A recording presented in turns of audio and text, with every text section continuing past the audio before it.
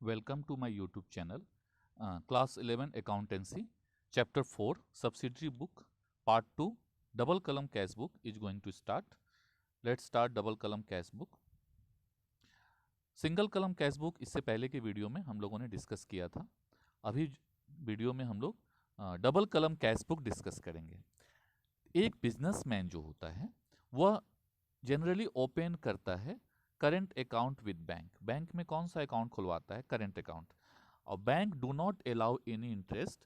Bank उस पर कोई इंटरेस्ट तो नहीं देता on the balance of the current account, but charges a small amount called incidental charge for the service render. अब इस करंट अकाउंट के कारण बैंक बिजनेसमैन का जो काम है आसान हो जाता है, इसीलिए बैंक इस पे एक चार्ज भी लगाता है जिसको इंसिडेंटल चार्ज बोलते हैं. पे इन स्लिप क्या होता है? फॉर डिपॉजिटिंग कैश और cheque into the bank. Bank में जब भी हम लोग कैश जमा करने जाते हैं या चेक जमा करने जाते हैं, एक फॉर्म भरते हैं हम लोग. एक form has to be fill which is called pay in slip. ये होता है फॉर्म, इसको हम लोग पे इन स्लिप बोलते हैं. It contains a counterfoil also which is return to the customer. इसमें दो पार्ट होता है. एक पार्ट बैंक रख लेता है और दूसरा पार्ट कस्टमर को वापस कर देता है with the signature of the cashier as a receipt. इसको हम लोग पे इन स्लिप बोलते हैं. पे इन स्लिप में ही पैसा भर करके हम बैंक में जमा करते हैं. चेक क्या होता है? The bank issue blank cheques form. Bank जो है बिजनेसमैन को ब्लैंक चेक फॉर्म इशू करता है to the account holder for withdrawing money, पैसा निकालने के लिए. The depositor writes the name. Depositor क्या करता है? नेम लिखता है of the party to whom payment is to be made after. जिसके नाम से पेमेंट करना है उसका नाम लिखता है. द वर्ड पे प्रिंटेड ऑन द चेक, या डेट डालता है, यहाँ अमाउंट लिखता है, यहाँ नाम लिखता है, अमाउंट लिखता है और अकाउंट नंबर लिखता है, साइन करता है और किसी पार्टी को इस चेक से पेमेंट कर देता है. अब वो जो पार्टी है इसी चेक को बैंक में ले जाके हमारे अकाउंट से पैसा निकाल लेता है. चेक्स कई तरह के हो सकते हैं. Bearer cheque, order cheque, cross cheque. Cheques form have the printed word bearer. Cheque के फॉर्म पे बेयरर लिखा होता है. यहाँ देखें आप लोग, यहाँ पे और बेयरर लिखा रहता है चेक के फॉर्म पे. यहाँ पे तो ऑर्डर लिखा हुआ है. चेक के फॉर्म पे यहाँ पे बेयरर भी लिखा रहता है किसी किसी पे. तो बेयरर हो सा अगर ऑर्डर काट देंगे तो यही बेयरर हो जाएगा. तो cheque forms have a printed word bearer which means payment is to be made to the person whose name has been written after the word pay. पे के बाद जिस आदमी का नाम लिखा है, पे के बाद यहाँ जिस आदमी का भी नाम लिखा है उसको पे करना है. और the bearer of the cheque, या इस चेक को कोई भी बैंक में ले के जाता है तो उसको पे करना है. It is called bearer cheque. इसको बियरर चेक बोलते हैं. ऑर्डर चेक किसको बोलते हैं? When the word bearer is struck off. जब हम बियरर वर्ड को काट देते हैं चेक पर, चेक पे बियरर वर्ड लिखा होता है, उसको हम पेन से काट देते हैं. Drawing a line, the cheque becomes an order cheque. तब वह एक ऑर्डर चेक बन जाता है. It means payment is to be made to the person whose name is written on the cheque और to the order after proper identification. अब जैसे ही bearer word काट देंगे तो जिस आदमी को पेमेंट किया जाएगा उसकी आइडेंटिटी चेक करने के बाद पेमेंट किया जाएगा. बियरर चेक में आइडेंटिटी चेक नहीं की जाती है, लेकिन ऑर्डर चेक में किस आदमी को पेमेंट किया जा रहा है उसकी आइडेंटिटी चेक की जाती है. क्रॉस चेक किसको बोलते हैं? Cheques are generally crossed in practice. The payment of the cheque can not be made directly to the party on the counter. अगर चेक पे क्रॉस किया हुआ है, क्रॉस कैसे की जाती है? यहाँ पे लेफ्ट साइड कॉर्नर में, लेफ्ट अपर हैंड कॉर्नर में दो लाइन खींच देते हैं. तो इसी को हम लोग, ये जो दो लाइन खींचते हैं इसी को क्रॉसिंग बोलते हैं. इस तरह दो लाइन खींच दिया जाता है तो इसको क्रॉसिंग ऑफ द चेक बोलते हैं, क्रॉस चेक बोलते हैं. It is a paid only through a bank. अब इस क्रॉस कर देने के बाद जो आदमी इस चेक को लेके जाएगा उसके हाथ में पेमेंट नहीं किया जाएगा, उसके अकाउंट में पैसा ट्रांसफर कर दिया जाएगा. When two parallel lines are drawn across the cheque it is said to be cross. ऐसा माना जाता है कि चेक क्रॉस कर दिया गया. नेक्स्ट है टाइप्स ऑफ क्रॉसिंग, बहुत तरह की क्रॉसिंग होती है, जैसा कि आप पिक्चर में देख रहे हैं, अलग अलग तरह से क्रॉसिंग हो सकती है। There are various types of crossing. The various types of crossing provide different degree of safety to for the payment. Payment की अलग अलग सेफ्टी के लिए अलग अलग क्रॉसिंग की जाती है। अकाउंट पे only crossing, in case of account पे ओनली क्रॉसिंग, अगर अकाउंट पे ओनली लिखा रहता है, क्रॉसिंग करने के बाद दोनों पैरेलल लाइन के बीच में अकाउंट पे ओनली अगर लिख दिया जाता है, the amount of the cheque can be deposited only in the account of the person whose name appears on the cheque. Cheque पे जिस आदमी का नाम है उसके अकाउंट में ही पैसा जमा होगा। When the name of the bank is written between two parallel line, two parallel line में अगर बैंक का नाम अगर लिख दिए, जैसे State Bank of India New Delhi, इस तरह अगर बैंक का नाम लिखा है, it become the special crossing at the payment can be made only to the bank whose name has been written between the two lines. तब उसी बैंक में जाके पेमेंट मिलेगा जहां जिस बैंक का नाम लिखा हुआ है। तो दिस इज रेयरली डन, लेकिन ये होता नहीं है एक्चुअली में। Cheque can be transferred by a payee, एक चेक जो है, एक आदमी जिसके पास चेक है वो किसी और को भी ट्रांसफर कर सकता है, if it is not account crossed account पे ओनली। अगर अकाउंट पे नहीं लिखा हुआ है, क्रॉस नहीं किया हुआ है, तो हमारे पास चेक है तो हम किसी और को भी दे सकते हैं। मान लो मिस्टर एक्स ने मुझे एक चेक दिया और उसने क्रॉस नहीं किया, तो हम वो चेक किसी और को, मिस्टर वाई को दे सकते हैं, फिर मिस्टर वाई मिस्टर जेड को दे सकता है। तो चेक ट्रांसफर हो सकता है अगर क्रॉस नहीं किया हुआ है तो। A bearer cheque can be passed on by mere delivery. Bearer cheque जो है सिर्फ डिलीवरी पे ही एक जगह से दूसरे जगह जा सकता है। Order cheque can be transfer by endorsement and delivery. Order cheque endorse करना पड़ता है, नाम लिखना पड़ता है किसको आप एंडोर्स कर रहे हैं। Endorsement means the written of instruction to pay the cheque to a particular person and the signing it on the back of the cheque. Cheque के पीछे लिख दिया जाता है, जैसे मान लो हमको मिस्टर एक्स ने चेक दिया, हम उस चेक के पीछे लिख दिए कि इस चेक का पेमेंट मिस्टर वाई को कर दिया जाए, और हमने साइन कर दिया, तो फिर वो उस चेक का पेमेंट मिस्टर वाई को मिल सकता है। तो इसको बोलते हैं एंडोर्समेंट ऑफ चेक। आते हैं अब हम लोग डबल कलम कैश बुक पे। डबल कलम कैश बुक, सिंगल कलम कैश बुक हम लोगों ने पढ़ लिया है। डबल कलम कैश बुक कैसे होगा बनेगा ये हम लोग डिस्कस करेंगे। In this type of cash book there are two column of the amount of each side of the cash book. Cash book के दोनों साइड में दो कॉलम होता है। In fact now days bank transaction are very large in numbers. अब bank transaction बहुत ज़्यादा होता है in many organisation. As far as possible all receipt and payment are affected through bank. बहुत सारे ऑर्गेनाइजेशन जो है रिसिप्ट ऑन पेमेंट बैंक के थ्रू ही करते हैं। When the number of bank transaction is large, जब बैंक ट्रांजेक्शन बहुत ज़्यादा होता है, it is convenient to have a separate amount column of bank transaction. तो बैंक ट्रांजेक्शन के लिए एक अलग से अमाउंट कॉलम बनाया जाता है in the cash book itself, instead of recording them in the journal. और जर्नल में रिकॉर्ड करने से अच्छा है उसको कैश बुक में रिकॉर्ड किया जाता है। All payment into bank are recorded on the left side and all withdrawal through the bank are recorded on the right side. इस तरह कैश बुक बनाते हैं हम लोग। सिंगल कलम कैश बुक में एक कॉलम होता था, डबल कलम में दो कॉलम होता है, कैश कॉलम बैंक कॉलम, और सब कुछ सिंगल कॉलम के जैसा है। कुछ रूल्स रेगुलेशन इसके लिए है जो हमें फॉलो करना है। Only cash transaction are recorded, ये तो पहले ही बता चुके हैं, सिर्फ कैश ट्रांजेक्शन का रिकॉर्ड होता है। Credit transaction are not recorded, credit transaction का इसमें रिकॉर्ड नहीं होगा। कैश रिसिप्ट अगर होता है और कैश पेमेंट्स होता है are recorded in cash column, उसको कैश कॉलम में रिकॉर्ड करते हैं। Cheque receipt and cheque payment are recorded in bank column. Cheque receipt होता है और चेक पेमेंट होता है, उसको बैंक कॉलम में लिखते हैं। लेकिन एक कंडीशन है कि चेक अगर रिसीव्ड हुआ है लेकिन हमने जमा नहीं किया बैंक में, तब उसको कैश कॉलम में ही लिखा जाता है। A transaction affecting both the column is called Contra entry. एक ट्रांजेक्शन जो दोनों ही कॉलम को अफेक्ट करता है उसको कॉन्ट्रा एंट्री बोलते हैं। Like cash deposited into bank, जैसे बैंक में पैसा जमा किए। Withdraw from bank for office use, bank से पैसा निकाल के ऑफिस यूज कर लिए।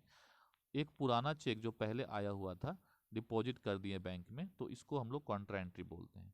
For indicating contra entry, contra entry को इंडिकेट करने के लिए C written on the LF column in both side. LF के कॉलम में सी लिखा जाता है, इस तरह सी लिख देते हैं, इससे इंडिकेट होता है कि वो कॉन्ट्रा एंट्री है। In case of dishonour of cheque, cheque अगर डिजोनर होता है, चेक डिजोनर होने का मतलब हमने किसी को चेक दिया और उसको पेमेंट नहीं मिला, तो या हमें कोई चेक आया है और चेक हमने जमा किया बैंक में लेकिन बैंक ने उसको रिजेक्ट कर दिया, तो ऐसे केस में the amount will be debited in bank column में उस अमाउंट को डेबिट किया जाएगा। तो स्टार्ट करते हैं question. NCERT question number 9, prepare double column cash book from the following transaction for the year August 2017। Double column cash book बनाना है अगस्त 2017 के लिए।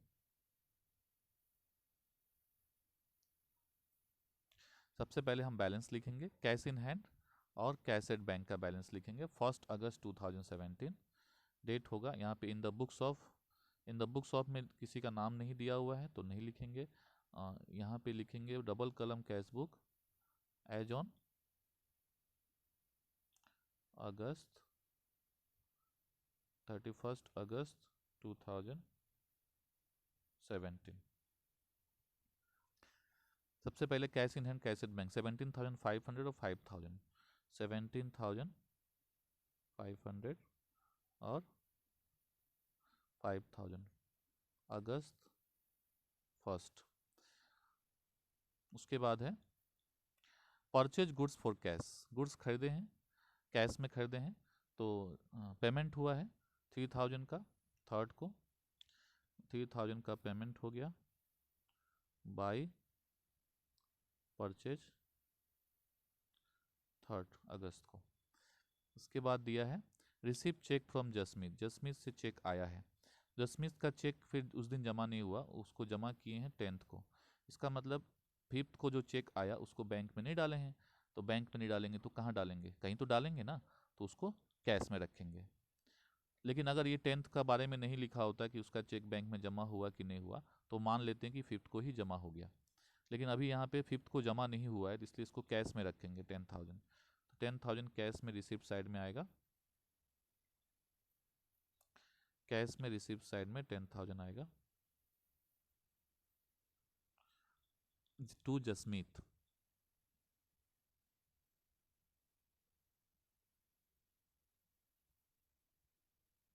टू जसमीत 3rd अगस्त। नेक्स्ट है purchase goods and paid by cheque, goods purchase किया है और चेक से पेमेंट किया है 20,000। तो चेक से पेमेंट किया तो बैंक में लिखेंगे, परचेज किया तो पेमेंट हो गया तो क्रेडिट साइड में लिखेंगे 12th का।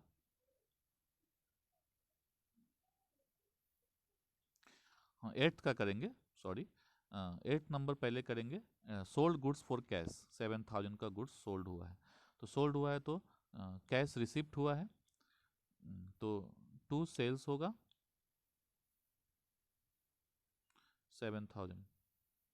डेट होगा, इसका डेट दिया हुआ 8th, तो 8th होगा। उसके बाद दिया है नेक्स्ट क्वेश्चन है Jasmeet check deposited into bank, Jasmeet का चेक बैंक में जमा किया। तो मैंने बताया था कि जब पुराना चेक अगर बैंक में जमा करते हैं तो उसका कॉन्ट्रा एंट्री होता है। कॉन्ट्रा एंट्री 3 कंडीशन है, cash deposit into bank, withdraw from bank for office use and old cheque deposit into bank. तो कॉन्ट्रा एंट्री होगा तो दोनों साइड लिखेंगे। क्यों दोनों साइड लिखेंगे, क्योंकि इसका जनरल एंट्री होगा बैंक में जमा करेंगे पुराना चेक, तो जनरल एंट्री होगा बैंक अकाउंट डेबिट टू, पुराना चेक को कैश में रखे थे तो टू कैश। तो बैंक जिस ट्रांजेक्शन में, जिस जर्नल एंट्री में बैंक और कैश दोनों आएगा, वही उसी को हम लोग कॉन्ट्रा एंट्री बोलते हैं।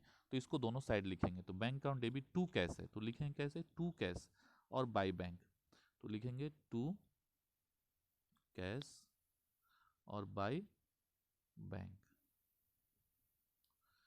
और सी लिखेंगे लेजर LF में, ताकि इंडिकेट हो सके कि ये कॉन्ट्रा एंट्री है। बैंक लिखेंगे तो अमाउंट बैंक में नहीं लिखेंगे, और कैश लिखेंगे तो अमाउंट कैश में नहीं लिखेंगे। इस चीज़ का ध्यान रखना है। कितने का चेक था, जसमीत का चेक था 10,000 का, तो 10,000 आएगा दोनों में। नेक्स्ट है purchase goods and paid by cheque, 20,000 का गुड्स परचेज किया है 12th को और चेक से पेमेंट किया है, तो बाय बैंक बाय परचेज हो जाएगा। चेक से पेमेंट किया है तो बैंक से माइनस हो जाएगा 12,000, सॉरी 20,000 का।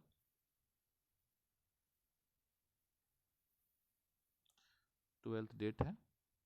नेक्स्ट है purchase paid establishment expenses and through bank, bank से एक्सपेंस पे किया तो ये पेमेंट है तो पेमेंट साइड में जाएगा। कैश कॉलम में लिखेंगे बैंक कॉलम में, तो बैंक से पेड किया तो बैंक कॉलम में लिखेंगे 1,000। 15 का 1000 आएगा बैंक कॉलम में,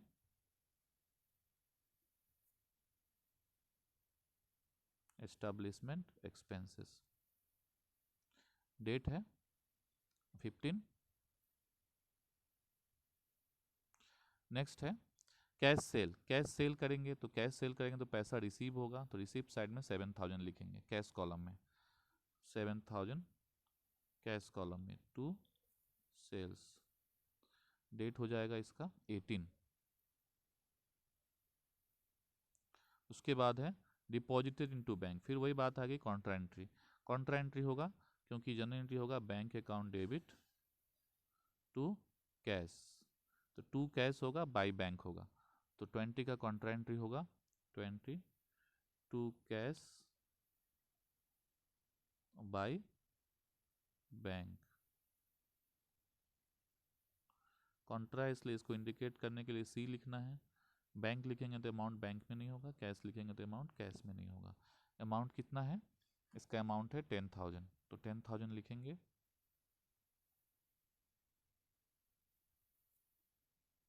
नेक्स्ट है paid trade expenses. Paid trade expenses payment है 24 का, तो पेमेंट है तो पेमेंट साइड में जाएगा, पेमेंट साइड में जाएगा 500 बाय ट्रेड एक्सपेंसेस 500 कैश से पेमेंट किया है। उसके बाद है received commission by cheque 6000, cheque से कमीशन आया, अब दिया नहीं है कि चेक को क्या किया, तो हम मान लेंगे कि बैंक में जमा हो गया। 27 को चेक आया तो टू कमीशन 27 को आया है, चेक से कमीशन आया है, 6000 का कमीशन आया है, तो 6000 हम डायरेक्ट बैंक में लिखेंगे क्योंकि हम मान लेंगे कि ये बैंक में जमा हो गया। रिसिप्ट रेंट पेड 29 को रेंट पेड किया गया है 2000 का, तो बाय रेंट हो जाएगा 2000 का। उसके बाद है withdraw cash for personal use 1200 का पर्सनल यूज के लिए पैसा विड्रॉ किया है, कैश विड्रॉ किया है 1200, तो कैश से माइनस हो जाएगा 1200, मतलब पेमेंट साइड में बाय ड्राइंग हो जाएगा 1200।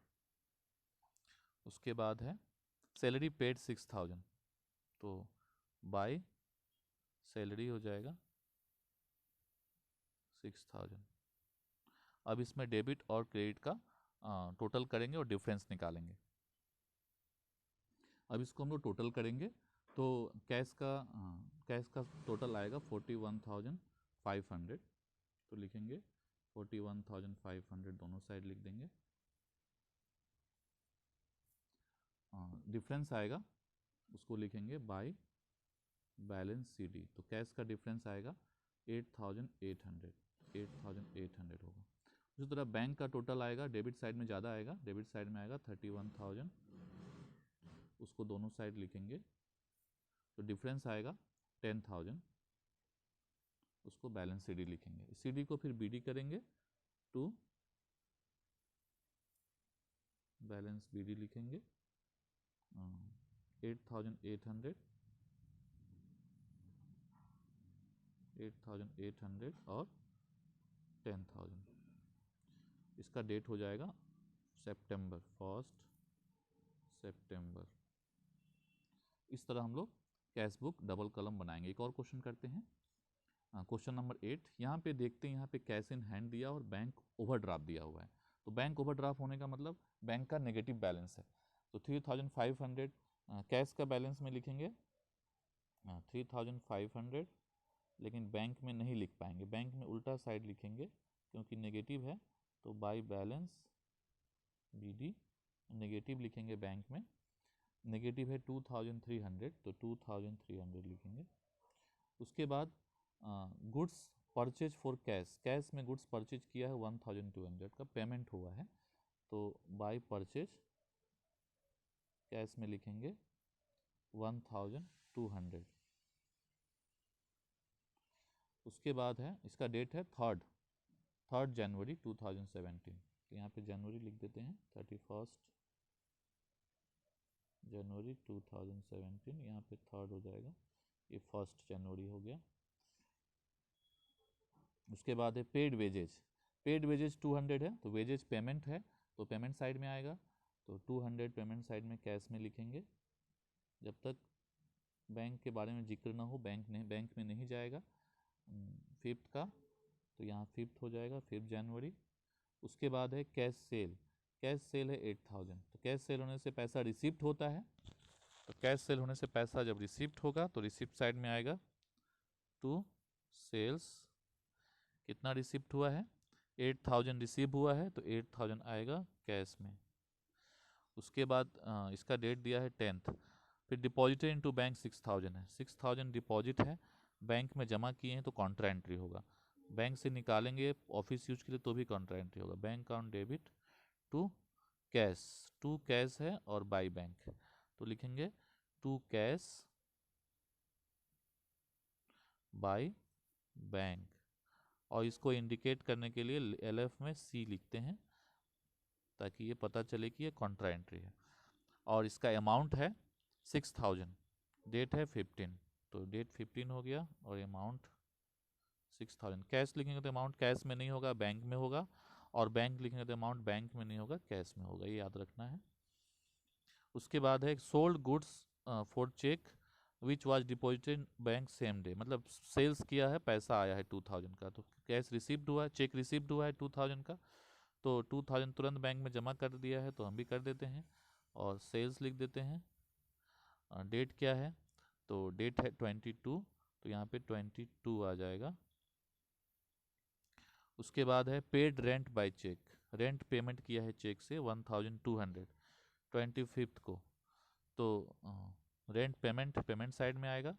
1200 चेक से पेमेंट किया है, तो पहले बैंक में लिख देंगे और यहाँ पे रेंट लिख देंगे।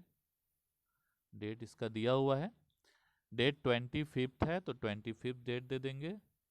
उसके बाद है क्वेश्चन दिया है draw from bank for personal use 1000, bank से पर्सनल यूज के लिए 1000 रुपीज़ निकाला है, तो पर्सनल यूज के लिए जब 1000 रुपीज़ निकाला है तो बाय ड्राइंग हो जाएगा और बैंक कॉलम में अमाउंट हो जाएगा 1000।